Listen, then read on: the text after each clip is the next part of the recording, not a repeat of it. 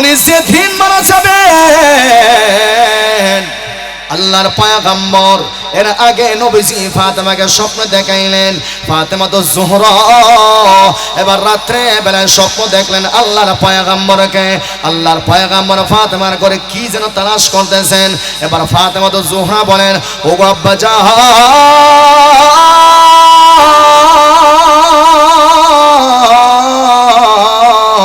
আপনি কি তালাশ করলেন?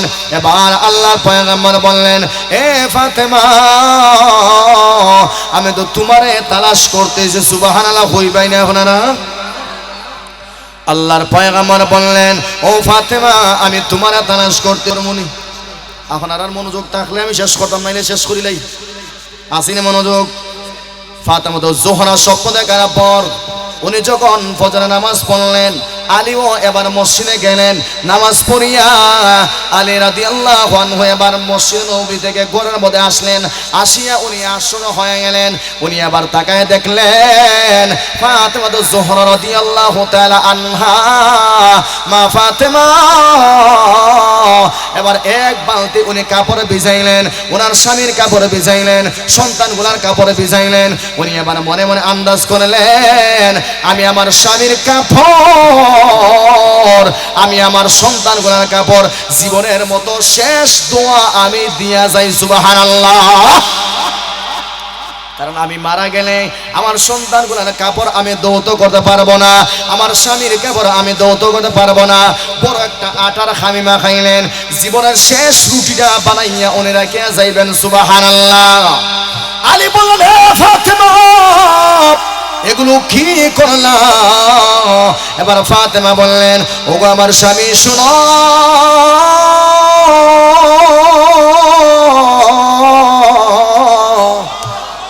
আমার কলিজার স্বামী, ও আমার প্রাণের স্বামী, শোনো গো, আজকে রাত্রে আমার আব্বা জান আমার স্বপ্ন দেখাইলেন সেহরি তোমার সাথে আমি করব জান্নাতের ময়দানে, আমার বাবার সঙ্গে আমি ইফতারি করব। সুবহানাল্লাহ। জান্নাতে বাবার সঙ্গে ইফতারি করব।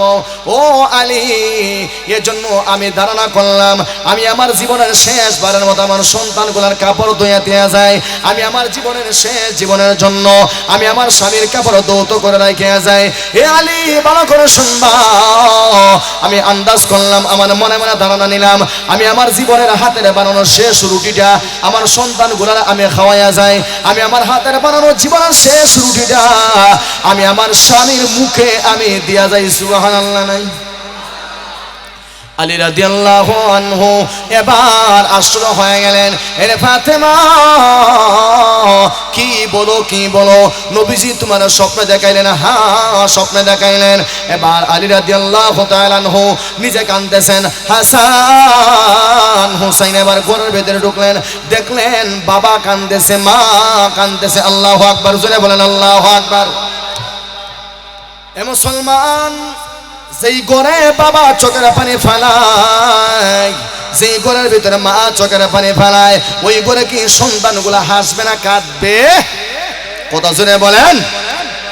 সন্তানগুলো এবার বারবার কাঁদে, ও মা, ও দুঃখিনী মা, বলো না তুমি কেন কাঁদো? এবার মা ফাতেমা কিছুই বলে না। মা ফাতেমা বলে, হাসান রে, তোমার আব্বারে জিগাও আমি মা কেন আমি চোখের পানি ফেলাই। এবার আলী রাদিয়াল্লাহু তাআলা আনহু বলেন, এ হাসান,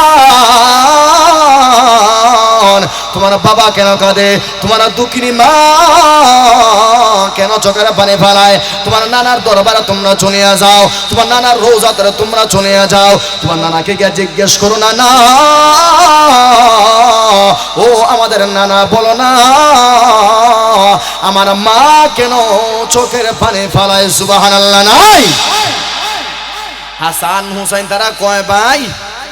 আর একটু জোরে বলেন, কয় ভাই? ওই দুই ভাই। এবার আল্লাহর পয়গম্বর রওজাতে চলে গেলেন, গিয়া সালাম দিলেন, আসসালাতু ওয়াসসালামু আলাইকা ইয়া রাসূলুল্লাহ। জোরে বলেন সাল্লাল্লাহু আলাইহি ওয়াসাল্লাম। ও গো আল্লাহর পয়গম্বর নানা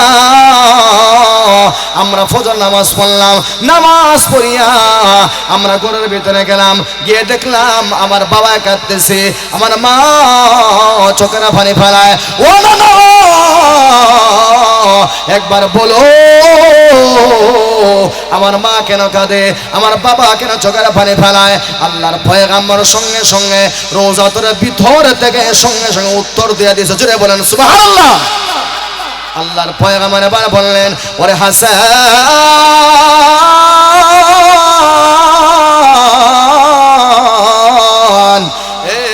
আমার নাতি হোসেন, এখানে সময় নষ্ট করে তোমাদের কোনো লাভ নাই।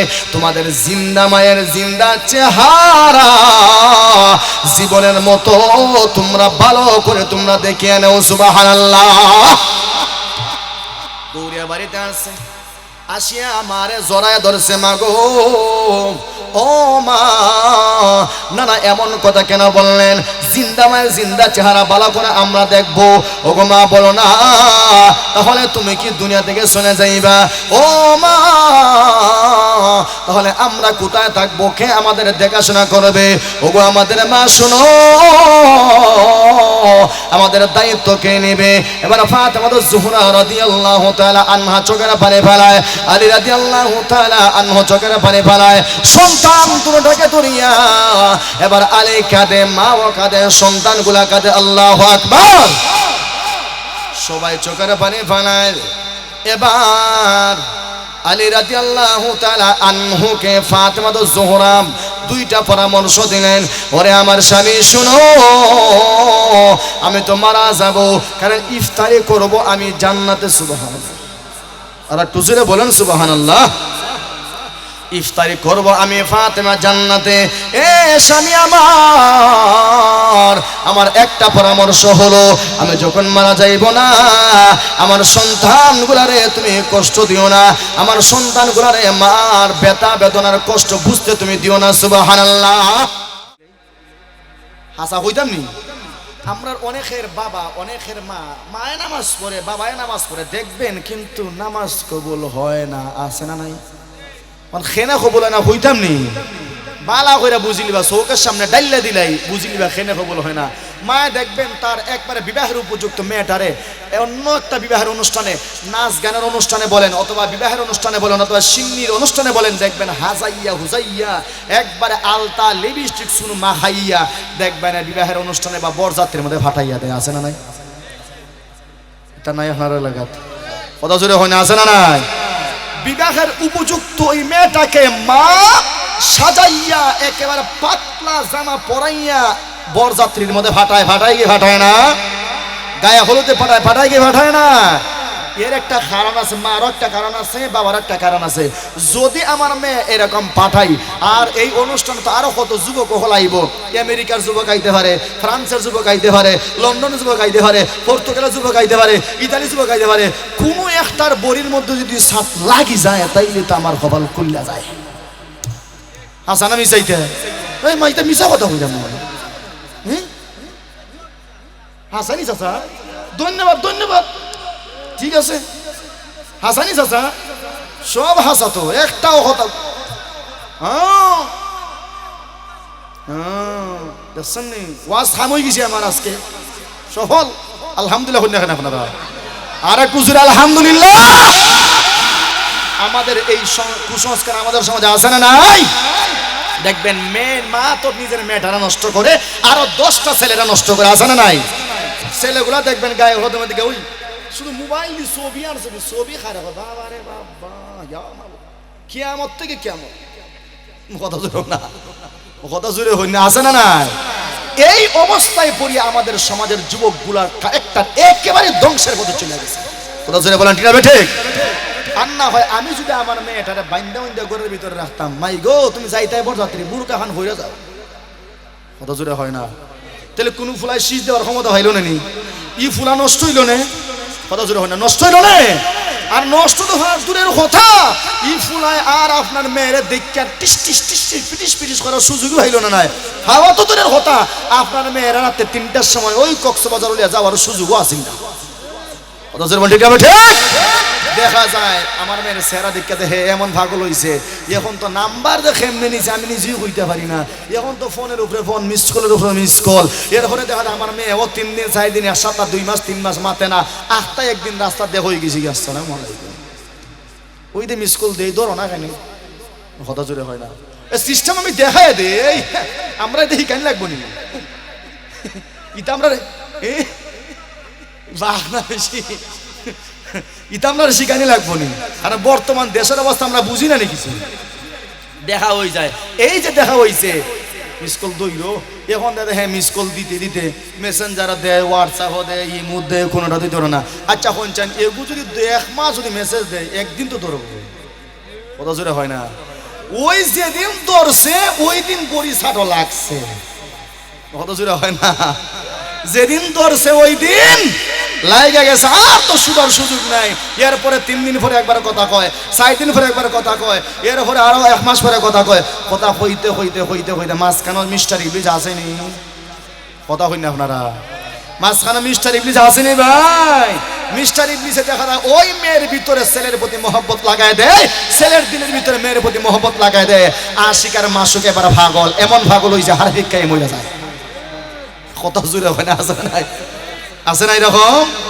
এরপরে হয় বাবা বিয়া করতাম, কোনা নো বাড়ি, আমি যাইতাম না, তোমার লাগতো না, আমি খাম লইলিছি, আছে না নাই, আছে না নাই, নাউজুবিল্লাহ হইতাই না আপনারা শুনছেন। আমি যে এতক্ষণ কথাটা বললাম, একটা কথা আমি অযৌক্তিক অবাস্তব মিথ্যা কথা হয়েছি হইতার ভাই, একটা মিথ্যা না। আমাদের সমাজ ধ্বংস হইতো না খেনে, কোন খারানো ধ্বংস হইতো না। আমরা সমাজের ফুলা ভাই তো দেখা যায় ফেসবুক চালাই ভাই, স্যার জানো নি আমার একটা কথা হয় মনে কিছু নেই, আমি আজকে 4 মাস ধরে ফেসবুক চালাই না, 5 মাস ফেসবুক চালাই না।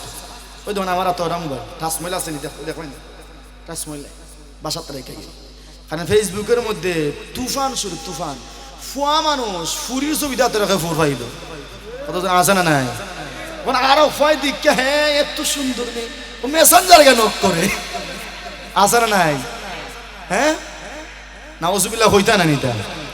ধ্বংস কেন হবে না আমার সন্তান, আমি আমার সন্তানের হাতে নিজের ইচ্ছায় আমি জাহান্নামের আগুন তুলে দিছি, কথা জোরে বলেন ঠিক না বেঠিক। এবার আসেন মূল জায়গায়, আল্লাহ বলতেছেন মিনহা খালাকনাকুম ওয়া ফিহা নুঈদুকুম ওয়া মিনহা নুখরিজুকুম তারাতান উখরা।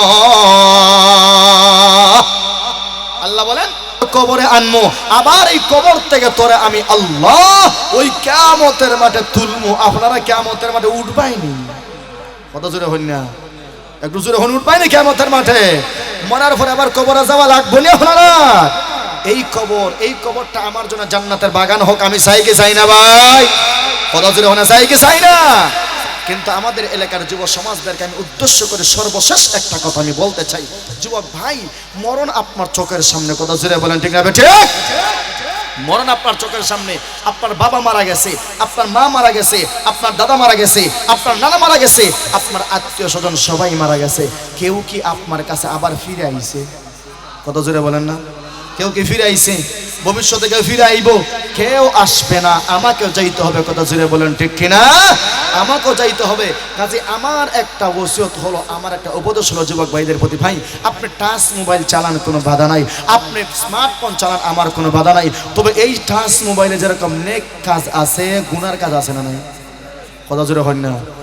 আপনি সারাটা রাত আপনি 10টার সময় ঘুমাইলেন, গান সারিয়া সারিয়া আপনি ঘুমাইতেছেন, বলেন তো এই যে ফজরের 8 পর্যন্ত রাত্রে 10টা পর্যন্ত আপনার মোবাইলে একটার পর একটা গান বাজলো, সোয়া বইছেনি, কথা জোরে হয় না। কিন্তু আমার প্রশ্ন হলো, এই নাচ গান না সারিয়া আপনি কোরআন তেলাওয়াত শুনলেন না কেন? গুনাহ সওয়াব যদি নাও হয় কমসে কম তো গুনাহ হইতো না, কথা জোরে বলেন ঠিক না বেঠিক। গুনাহ হবে ভাই, গুনাহ হবে না। ওয়াজ সারেন না কেন?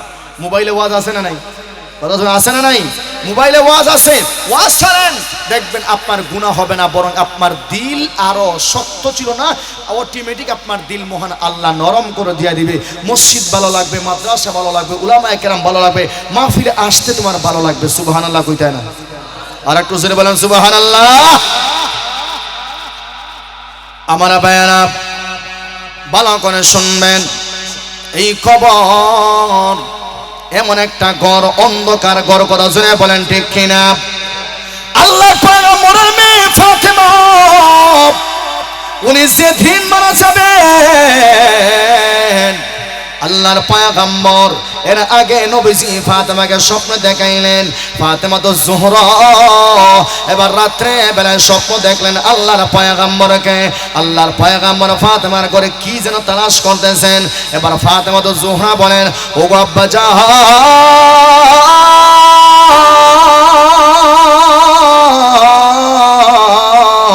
আপনি কি তালাশ করলেন? এবার আল্লাহর পয়গম্বর বললেন, এ ফাতেমা, আমি তো তোমারে তালাশ করতেছি। সুবহানাল্লাহ হইবাই না এখন না? আল্লাহর পয়গম্বর বললেন, ও ফাতেমা, আমি তোমারে তালাশ করতে মনি। এখন আর মনোযোগ থাকলে আমি শেষ করতাম, নাইলে শেষ করিলাই। আসিনি মনোযোগ? ফাতেমা তো জোহরা স্বপ্ন দেখার পর উনি যখন ফজরের নামাজ পড়লেন, আলীও এবার মসজিদে গেলেন। নামাজ পড়িয়া আলী রাদিয়াল্লাহু আনহু এবার মসজিদ নববী থেকে ঘরের মধ্যে আসলেন। আসিয়া উনি আসন হয়ে গেলেন। উনি এবার তাকায় দেখলেন ফাতেমা তো জোহরা রাদিয়াল্লাহু তাআলা আনহা, মা ফাতেমা এবার এক বালতি উনি কাপড় ভিজাইলেন, ওনার স্বামীর কাপড় ভিজাইলেন, সন্তানগুলার কাপড় ভিজাইলেন। উনি এবার মনে মনে আন্দাজ করলেন, আমি আমার স্বামীর কাপড়, আমি আমার সন্তানগুলার কাপড়, জীবনের মতো শেষ দোয়া আমি দিয়া যাই। সুবহানাল্লাহ। কারণ আমি মারা গেলে আমার সন্তানগুলার কাপড় আমি দৌত করতে পারবো না, আমার স্বামীর কাপড় আমি দৌত করতে পারবো না। বড় একটা আটার খামিমা খাইলেন, জীবনের শেষ রুটিটা বানাইয়া উনি রাখিয়া যাইবেন। সুবহানাল্লাহ। আলী বললেন, হে ফাতেমা, এগুলো কি করলা? এবার ফাতেমা বললেন, ওগো আমার স্বামী, শুনো,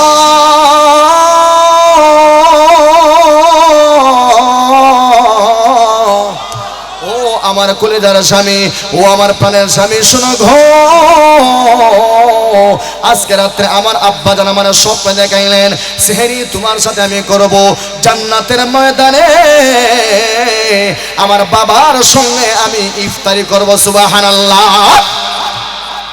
জান্নাতে বাবার সঙ্গে ইফতারি করব। ও আলী, এজন্য আমি ধারণা করলাম আমি আমার জীবনের শেষবারের মতো আমার সন্তানগুলার কাপড় ধুইয়া দেয়া যায়, আমি আমার জীবনের শেষ জীবনের জন্য আমি আমার স্বামীর কাপড় দৌত করে রাখিয়া যাই। এ আলী, ভালো করে শুনবা, আমি আন্দাজ করলাম, আমার মনে মনে ধারণা নিলাম, আমি আমার জীবনের হাতের বানানো শেষ রুটিটা আমার সন্তানগুলার আমি খাওয়াইয়া যাই, আমি আমার হাতের বানানো জীবনের শেষ রুটিটা আমি আমার স্বামীর মুখে আমি দিয়া যাই। সুবহানাল্লাহ নাই?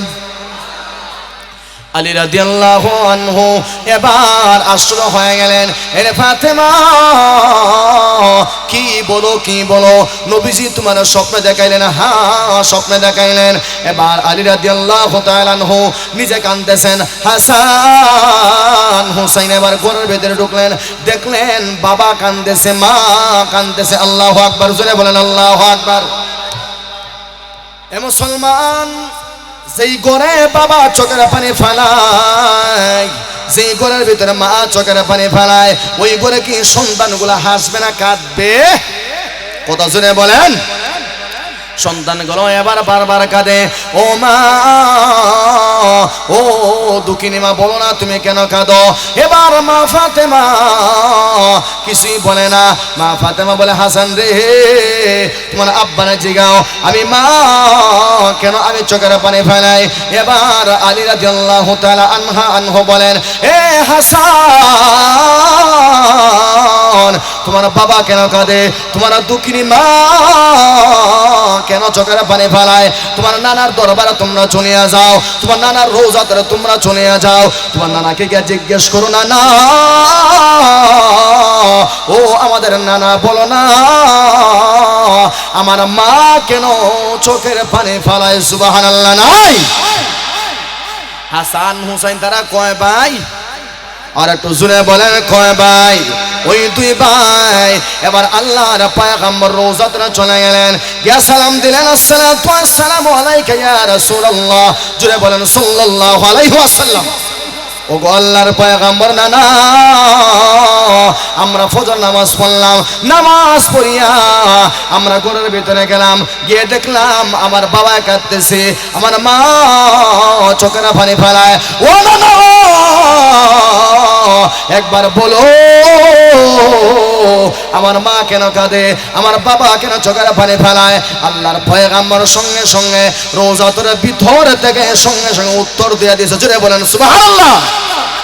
আল্লাহর পয়গম্বর এবার বললেন, ওরে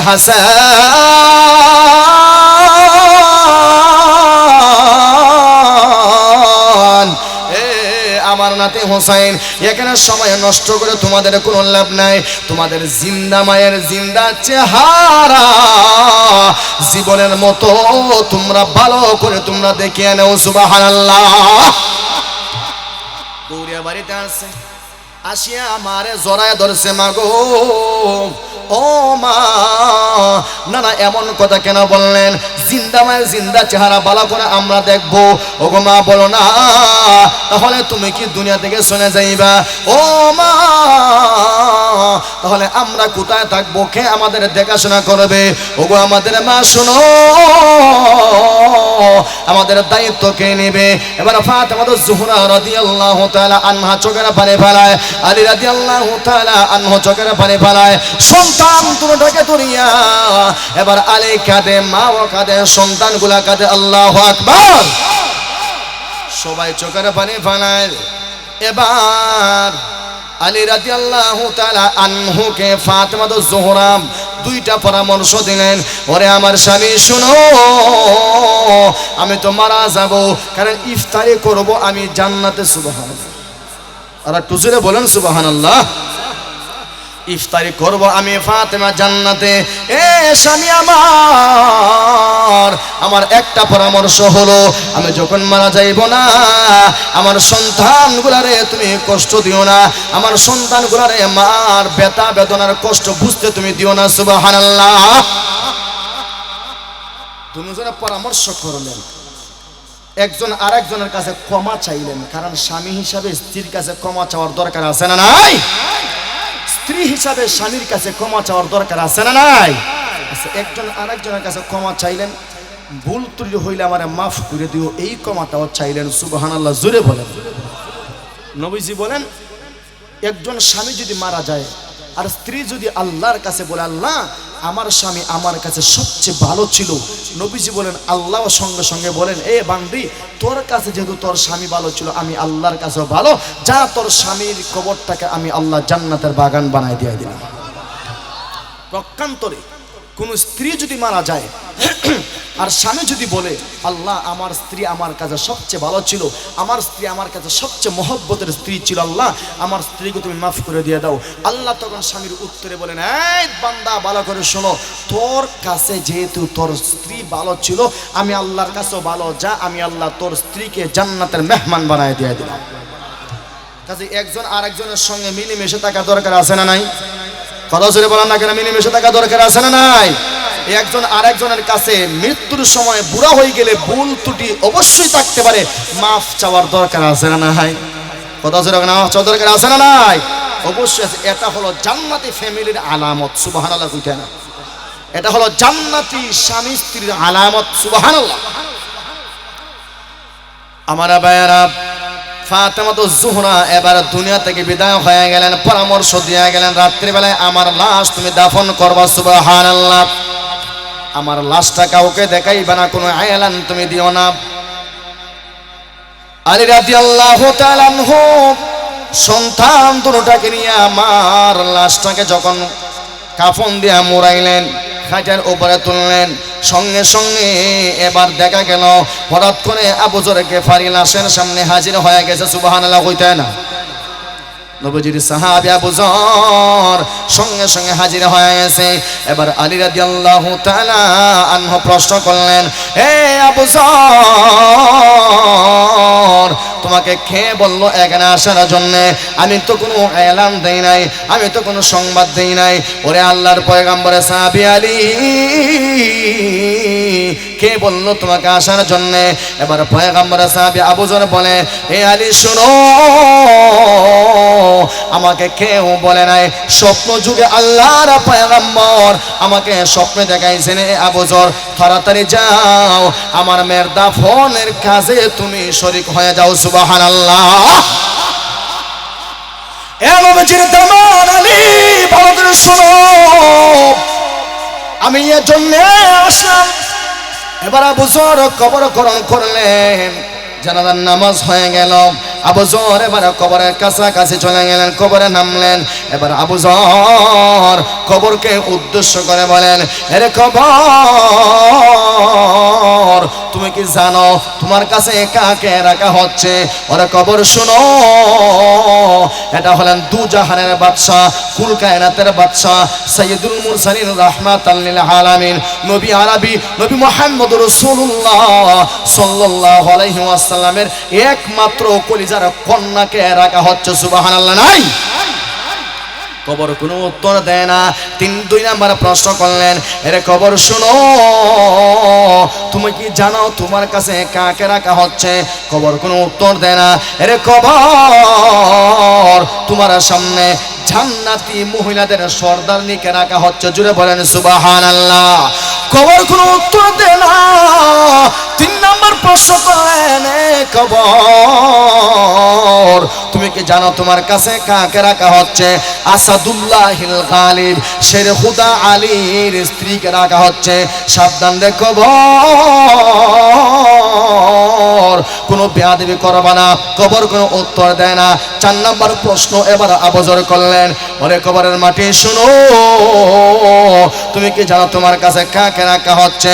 তোমার কাছে রাখা হইল জান্নাতের সমস্ত যুবকদের লিডার হাসান হুসাইনের মা ফাতেমাতুজ জোহরা। জুড়ে বলেন সুবহানাল্লাহ।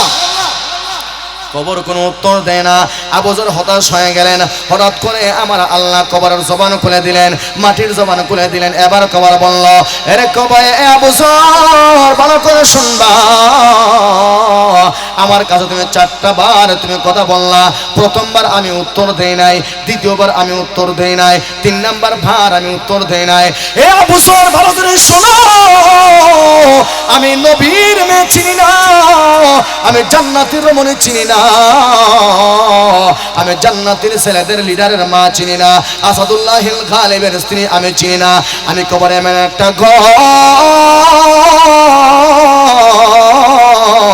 ঘর, আমি কবর এমন একটা জায়গা, অন্ধকার জায়গা, যেখানে কোনো বিছানা পাওয়া যায় না, যেখানে কোনো আলো পাওয়া যায় না, যেখানে বন্ধু পাওয়া যায় না, যেখানে কোনো পোশাক পাওয়া যায় না, যেখানে বাবা পাওয়া যায় না, মা পাওয়া যায় না।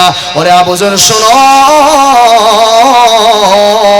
ওই অন্ধকার কবরের শান্তি পাইতে হলে আমি কবরের কাছে দরকার হলো ঈমান আর আমল। আমার কাছে দরকার ঈমান আর আমল। যে বান্দা আমি কবরের কাছে আসবে, তার ঈমান যদি মজবুত হয়, তার আমল যদি মজবুত হয়, কবরে আসতে দেরি হবে। তার কবরটা জান্নাতের বাগান বানাইতে মহান আল্লাহ 1টা সেকেন্ডও দেরি করবে না। সুবহানাল্লাহ। বুঝতে পারছেন কবরের উত্তর কি হইছে? কবরে লিডারের বিবি চিনে না, লিডারের মা ও চিনা। কবরের সামনে যদি কেউ যায়, এমপির মাইয়া যদি মারা যায়, এমপির বিবি যদি মারা যায়, গিয়া যদি কয়, এই কবর 5 লাখ টাকার বান্ডি লেখা দিতেছি, আমার বিবি গেছে, সাবধান। খাম হইব নি? কত জোরে হয় না খাম হইব?